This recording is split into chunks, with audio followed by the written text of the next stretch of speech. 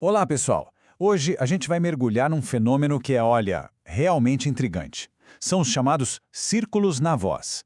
Pensa só, imagens misteriosas que começaram a aparecer em gravações paranormais e que, do mesmo jeito que surgiram, simplesmente sumiram. E para tentar entender o que aconteceu, uma pesquisadora fez um experimento, digamos, bem diferente. E essa é a grande questão que a gente vai explorar hoje. Afinal, o que eram esses círculos e por que eles pararam de aparecer? A pesquisa que vamos analisar aqui não dá respostas definitivas, não, mas ela nos leva por um caminho cheio de hipóteses e resultados que são, no mínimo, surpreendentes. Então, vamos lá, vamos fundo nisso. Para começar a desembolar esse mistério, a gente precisa voltar para o início de tudo. Quais foram as primeiras suspeitas? A pesquisadora responsável por esse estudo, se baseando na intuição e em anos de trabalho, levantou umas possibilidades bem interessantes para explicar tanto o surgimento quanto o sumiço do fenômeno. A primeira hipótese é que os círculos eram uma espécie de teste, sabe? Uma tentativa de criar um novo tipo de contato. A pesquisadora chega a especular sobre quem seriam esses comunicadores. Poderiam ser espíritos, ultraterrestres, ou seja, seres de outras dimensões, ou até mesmo humanos do futuro. E o mais curioso é que ela conecta isso a um grupo com uma aparência meio de pássaro, que já teria aparecido em contatos lá em 2019. Tá, mas e por que eles sumiram? As hipóteses indicam que não foi por acaso. Poderia ser um sinal de que o método de comunicação ia mudar, ou talvez uma forma de mostrar que eles é que estão no controle, que o fenômeno não depende de ninguém aqui do nosso lado. A pesquisadora até lembra que algo parecido aconteceu em 2014, quando uma grande mudança técnica foi anunciada por esses mesmos comunicadores. Com essas teorias na mesa, mas sem respostas concretas, a equipe resolveu partir para a ação. E a ideia que eles tiveram foi algo que a própria pesquisadora chamou de maluca. Tentar conseguir respostas usando um som que para nós é puro silêncio. Vamos entender como é que funciona esse tal de experimento inaudível. Só para a gente se situar, dá uma olhada no espectro da audição humana. A gente consegue ouvir sons que vibram entre 20 e 20 mil vezes por segundo, o que a gente chama de hertz. Qualquer coisa abaixo ou acima disso, para o nosso ouvido, é silêncio total. E é aqui que a coisa fica realmente interessante. O experimento usou uma frequência de apenas 4 Hz. Isso é um infrassom, uma vibração tão baixa, mas tão baixa, que é completamente impossível de ouvir. A ideia era basicamente oferecer essa frequência silenciosa como se fosse uma tela em branco, para que os comunicadores pudessem pintar com as suas vozes.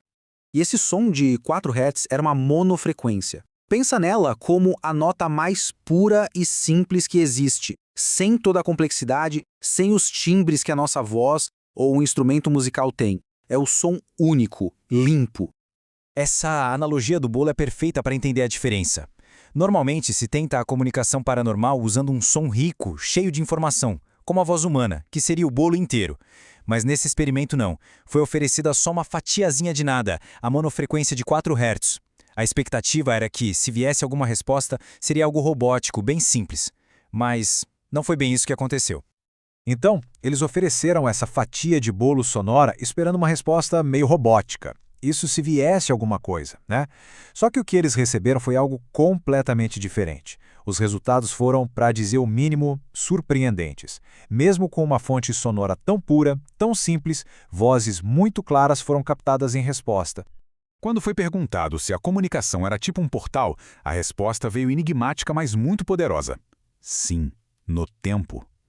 A implicação disso é fascinante. A conexão não seria só através do espaço, mas talvez através do próprio tempo. Outra resposta chocante veio sem nem ter uma pergunta direta. A voz simplesmente declarou: evoluímos. Isso só reforça aquela hipótese de que os comunicadores poderiam ser uma forma futura da própria humanidade. E talvez a resposta mais direta de todas, quando perguntaram por que os círculos tinham sumido, uma voz respondeu telefonando. A mensagem é clara, né? Eles estavam ativamente tentando fazer contato, como se estivessem ligando para nós. Essa tabela resume bem essa troca de perguntas e respostas. Mas o mais impressionante não é só o que foi dito, mas como foi dito. A pesquisadora conta que muitas vezes as vozes respondiam antes mesmo dela terminar a pergunta. Isso sugere uma comunicação que funciona fora da nossa noção de tempo, de uma conversa linear. As respostas do experimento de 4 Hz já eram de cair o queixo. Mas o fenômeno não ficou só no laboratório, não. As evidências começaram a pipocar num contexto totalmente diferente, de forma espontânea, interferindo até em transmissões ao vivo. Imagina só, Durante uma gravação ao vivo, uma voz masculina clara interrompe e pergunta: "Está me ouvindo?" Pouco depois, enquanto o equipamento estava sendo ajustado, uma voz feminina comenta: "Maravilha!", como se estivesse ali, acompanhando e aprovando a melhora da conexão. É uma interação ativa, em tempo real. E a reviravolta mais surpreendente talvez seja esta aqui, uma suposta comunicação com uma figura histórica da pesquisa de vozes paranormais, o Dr. Konstantin Haudiv. Para quem não conhece, Konstantin Haudiv foi um dos pioneiros no que a gente chama de fenômeno da voz eletrônica, o FVE. Ele dedicou a vida a gravar milhares de vozes misteriosas em fitas magnéticas, lá nos anos 60 e 70. Uma suposta comunicação com ele seria uma ponte inacreditável entre o passado e o presente dessa pesquisa. E nesse suposto diálogo com Haudiv, as respostas são muito diretas e parecem confirmar as outras mensagens. A voz não só fala sobre a conexão no tempo, como parece assumir a autoria do fenômeno, dizendo "eu provei". E mais, ele dá uma identidade para esses comunicadores, obreiros que vieram para abrir contato. Isso sugere que existe uma missão, um propósito por trás de tudo. Então, o que tudo isso significa? Vamos tentar juntar as peças desse quebra-cabeça que é, ao mesmo tempo, complexo e extraordinário. A jornada começa com um mistério visual, os círculos. Isso nos leva a um experimento de áudio radical, usando um som que a gente nem consegue ouvir. Os resultados são mensagens que desafiam tudo que a gente entende sobre tempo e evolução. E no final, tudo parece ser confirmado por outras vozes que surgem do nada e que parecem vir de figuras históricas da área. E isso tudo nos deixa com uma pergunta final. Se essas comunicações são reais, elas estão abrindo um portal para outras dimensões, para o futuro ou para o além? Ou será que elas estão criando um paradoxo, onde o passado, o presente e o futuro se comunicam de um jeito que a gente ainda nem consegue começar a entender? A única certeza é que esse mistério está muito, mas muito longe de ser resolvido.